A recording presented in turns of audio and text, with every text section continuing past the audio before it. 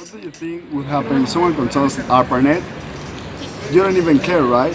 Now, what if I told you that ARPANET is actually internet? Now you care? ARPANET was created during the Cold War on the 60s and is what we all know now as Internet.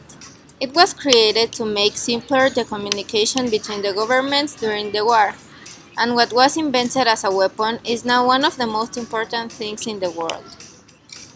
Internet has changed completely the way the world works. Many years ago, no one would ever imagine that it could be possible to interact with someone who lived in another continent with just one click. Internet is one of the most powerful tools in the world and can be used either for wellness or for evilness. But what if someone had the power to control it? Would it be for the best or for the worst? One of the main issues of today's internet is the lack of privacy in the web. There are a lot of social media where you can upload videos, comments, and photos. But when someone wants to delete that photo, does it really delete from internet? How many photos stay in the gigantic networks of the internet? According to private investigator Steve Rambam, privacy protects us from abuses by those in power. So would it be a good thing for someone to have the power over all the internet? Also the freedom of expression. Governments determine whether or not a page is released in the network by the country. These decisions are because privacy policy of the same country or just because governments can determine whether it's good or not. And we learn faster than ever with the internet. The knowledge of the world is on the internet. In fact, according to Forbes, in the world there are 7.2 billion of total population and there are 3.1 billion active internet users and there are 3.6 billion active cell phone users. But imagine there is just one person controlling everything and deciding what you should learn and what you should not. What books are available for everyone and what books are just for a few people. Whether this person is good or bad, that's one of the risks of having one person controlling everything. However, there are good things too. Not everything is bad.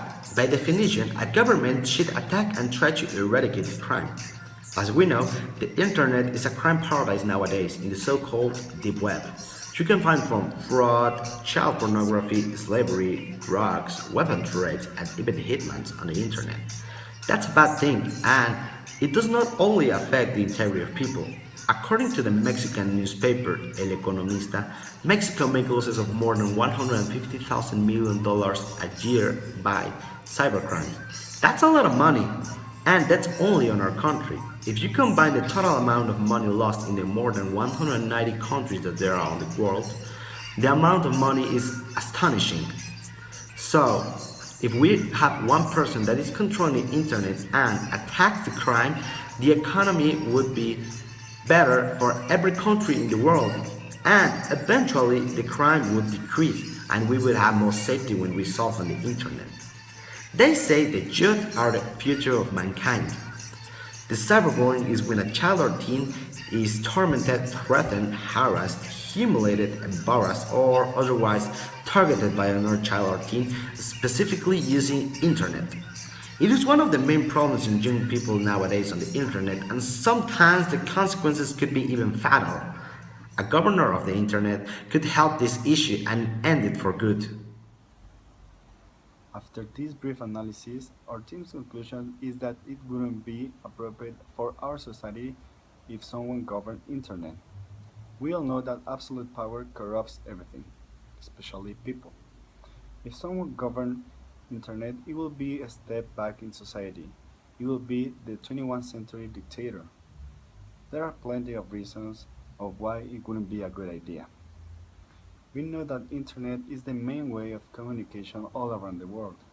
Imagine an institution govern this media.